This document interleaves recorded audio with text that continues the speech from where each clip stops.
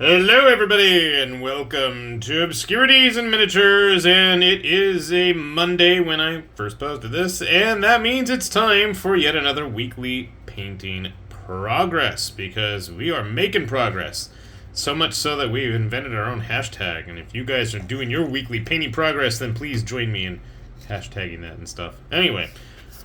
This was not painted by me. That means Mr. Percival Sparkletrout, my younger brother, actually got something painted.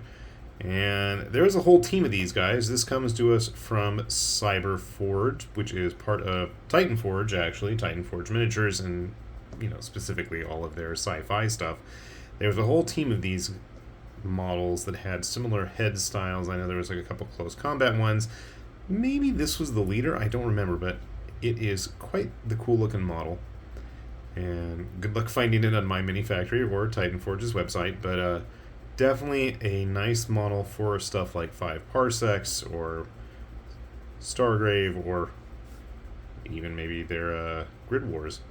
I think it was called Grid Wars. I don't know if these guys have any rules yet, but one can always hope. Nice big chunky gun there, but we actually got some stuff painted from him. Next up are some short people. And I'm looking at this, and I'm pretty sure that's not an actual GW kit. And I am almost entirely positive those are Popsicle's Rambutans, which I really like saying, and it just rolls off the tongue so nicely. Rambutans. And funny thing is, Popsicles has put out a whole slew of variety of these Rambutans now. I'm just going to keep saying it. But tons of weapon options, tons of armor options, hero characters, vehicles, heavy infantry, you name it, they've probably got it already. So might make a nice supplemental unit to what you've already got if you're going all League of Voltan, whatever it is, in a bit more drab colors. So you have your basic stock model, and then I'm assuming this is going to be part of his mining crew, hence why they're running around with axes, I guess. And I know he's been nagging me for eventually printing up some of the Maker's Colt's latest Ironhive stuff. He's been wanting to have big drill-fisted proxies to run with his miners. So hopefully we'll get those done. I don't know, my printer's been being weird. Like, it just decided arbitrarily, all of a sudden, to not print in certain sections. And I've run exposure tests, I've run detection tests, and nothing is turning up like it, there's an issue there. It just doesn't make sense. I didn't change any settings. It's absolutely bizarre. I have no idea what caused it. Another Titanforge model. I seem to have snapped off one of his little tassels there. This was part of their Titans of Adventure. This was their half-orc or possibly regular orc drummer with some very Lemmy-looking facial hair. I was in a rush to get it done. You can see it's a little still glossy still, but it's a fun model.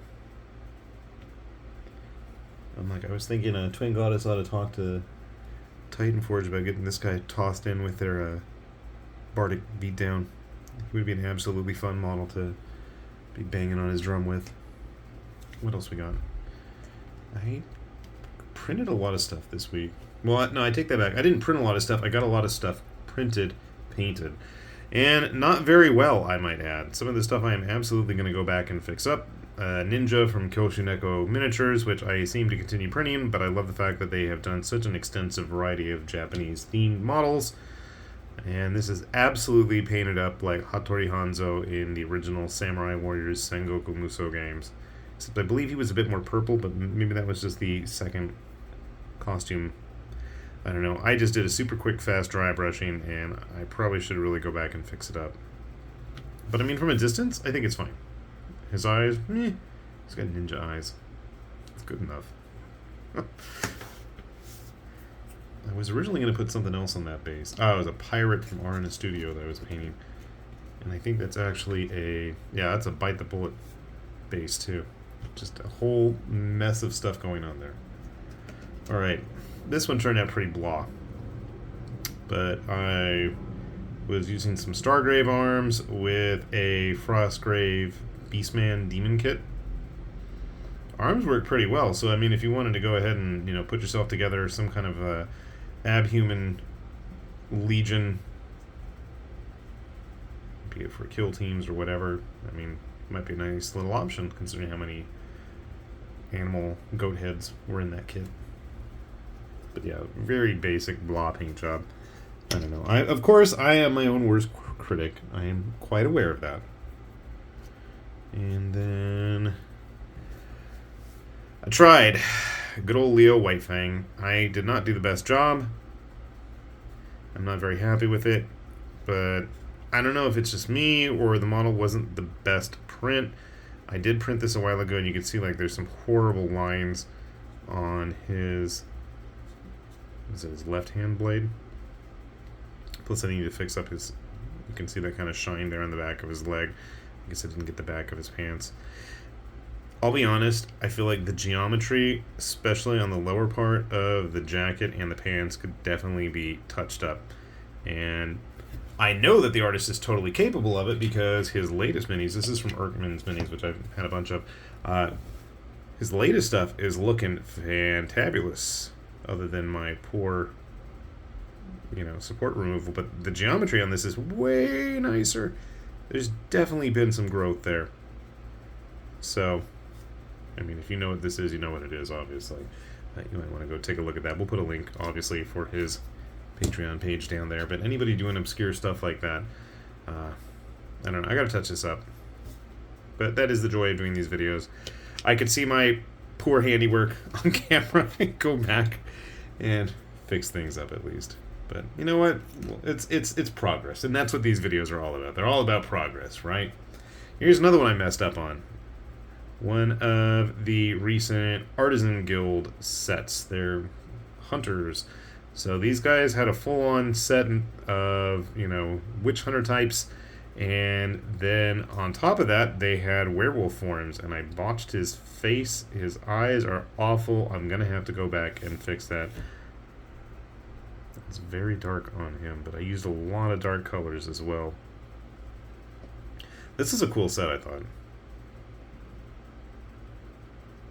He turned out okay. I think I should have gone with the wolf head. But honestly, my favorite of the bunch, I had to paint her too. This was like the hero model of the set. And she had some war dogs with her. And I was attempting to paint those print those war dogs at the moment as I am filming this. Hopefully we'll see if they turned out okay. I love that giant repeating crossbow. These models would work really well a few months back, if not like about a year back, at the most maybe. Artisan Guild did a whole set of very heroic, armored Inquisitor knightly knights, and had a very similar sun motif for a lot of their gear. So if you wanted to have some supplemental guys that lived in cities that served twin-tailed comet gods, might not be a bad idea. Alright, what else we got? I thought there were more of these, but I guess not. I tried my hand at some of the recent Raging Heroes models. I am an absolute sucker for the Raging Heroes stuff. I thought I did a much better job on his base, as everything is turning lush and green, than I did on the actual knight. Should I go back? Probably. Will I actually go back? Doubtful. I think it just needs a little bit of touch-up at the very least. This is the Green Knight, obviously, from their Arthurian Legends set. Eventually I'll get to Arthur and Lancelot. Those are the ones I really liked in the set. Actually, I lie. The one I really liked in the set was the Black Knight. I thought this came out okay. Did I use way too blue of blue for those highlights? Sure. Does it make a huge difference? Not really. Did I do a really rough job removing him from the supports on the back? Absolutely. Is that going to make a difference on any sort of tabletop issue? Probably not. I'll lighten it up a little bit, you can see it there. I really like this model. I think you can use it for a lot of stuff.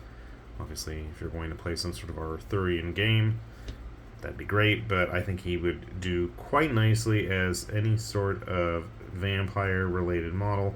And considering we are now in the month of October, and it seems that every, 3D model designer has decided we're going to be doing vampires this month, there's going to be plenty of fun options. And vampires and orcs, that's what October seems to be now, but that's okay. And finally, because, well, we got a new update, and I've got more models obviously coming, it's time for yet another Kingdom Death model. This is Barbarian Alistair. I have to think of his name there. Very simple. I didn't do anything on his lantern. I probably should, but I didn't. At least his eyes look somewhat normal. They're a little big. Can I have done a better job with his skin? 100%. But you know what? Again, from a distance, I am not attempting to win any sort of award, but I do want to have my stuff painted. I think from further away, it is not going to be much of an issue. See? Already he's looking okay. So it was nice to see some stuff from my brother actually get painted again. I am going to nag and pester him to actually use this again in a game of some sort.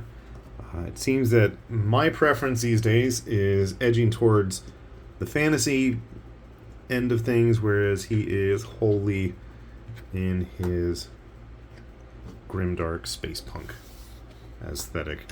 Actually, since I've been watching that Edge Runners, I've been going pretty whole hog on printing up cyberpunk stuffs too. So we will probably see a bit more cyberpunk stuff in the future from me, both from Titan Forge and from Popsicles, because I think those two, out of everybody, I mean, Popsicles was like the first one to really start doing cyberpunk, full-on cyberpunk from the get-go. So, credit where credit's due, but I mean, Cyberforge has been plugging away at it too. So both excellent artists and well worth your hard-earned money to support. If you haven't had a chance to check their stuff out, obviously, please do. We'll have those links down below. You guys want to take a look at that? I gotta say, not a bad little haul, even if I'm being a little self-critical myself of my so-so paint jobs, but you know what? That's okay. I'm always allowed to go back and fix things up. That is one of the joys of this. This is not like set in stone or anything like that. Hopefully everybody out there is getting stuff painted. Like I said, let's use that hashtag. Considering I keep painting so much stuff, I'm just going to keep plugging it away, and it'll be like thousands of just my stuff trendy there, but hopefully we can see some of your guys' stuff. I would love to see it. And if you want to track down any of this stuff, as always, we'll have those links for you down below. So, with that said, this has been High Lord Tamberlane with Obscurities and Miniatures, saying thanks for watching, and we'll see you back here soon. Bye-bye.